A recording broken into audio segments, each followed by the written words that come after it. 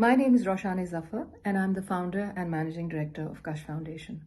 Many years ago, when I visited the New York Stock Exchange, the thought came to my head, how do we link capital markets to low-income women entrepreneurs who work diligently every day to earn an income for their families?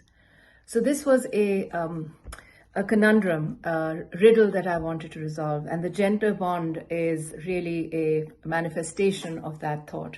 The concept behind the gender bond is to link mutual funds, high net worth companies, individuals who would directly not be able to invest in women micro entrepreneurs or their businesses because they're seen as a very risky investment. So the gender bond aggregates the risk. Very simply, it puts the risk together. And I will also be talking in particular about the risk of women-led businesses because in our experience, it's more a perception rather than a reality. So the bond in that sense aggregates the risk. It's guaranteed, the risk and the return is guaranteed. So investors will have the confidence to be able to buy the bond, or invest in the bond, and indirectly that bond would then link the capital to women-led businesses.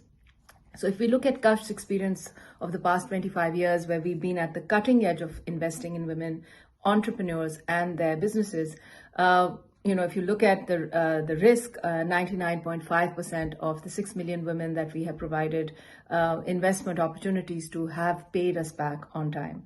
So as I was mentioning in the beginning also, the risk is more a perception because most of the loans that we provide women directly are not backed by any asset. They are not collateralized. So anything in the capital markets that is not collateralized is seen as a high risk, even if the return is, the return of the loan or the return of the debt is paid back on time. So what does the gender bond do? Simply, it is allowing investors who hitherto would not see women-led businesses as a investable asset class to be able to invest in it.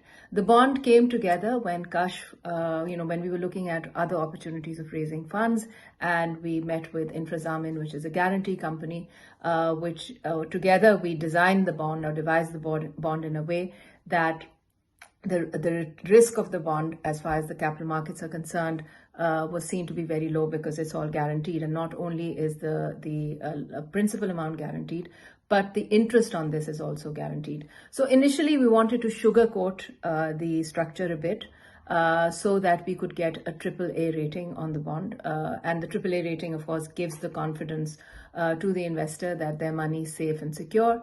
And then that money could, from our perspective, is now going to be invested in women-led businesses. Now, the question is, what difference does this make? And how is this different from raising debt from a commercial bank? And as I was sharing, a commercial bank sees the risk very differently, while the capital markets gauge risk from a much broader and maybe one step removed basis. So the idea was that the bond itself would attract investors who naturally wouldn't see microfinance as an investable class or see women-led businesses as an opportunity for impact. So for return rather. So the bond itself has a double bottom line. It's of course the risk and return like a typical bond, but the impact is of course on the families, the women who use the money. And often people have asked me, what impact does women running businesses, what impact does microfinance have?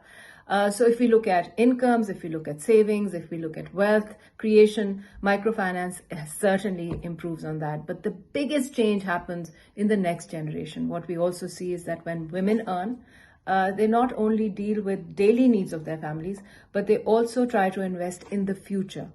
And for a country like Pakistan, that's very important because we see women who are earning an income, who are running businesses, are 3 times more likely to send their children to school, are 4 times more likely to feed them better, are at least 5 times more likely to save for a rainy day. So if we look at the concept of microfinance, it's not just allowing low-income families to stay afloat, but it also allows them to arbitrage on a better future. So the bond itself on the back end is simply a financial mechanism to attract capital markets and to attract investors who would not be investing directly in microfinance. This would not be their first call of investment, or it would not naturally happen.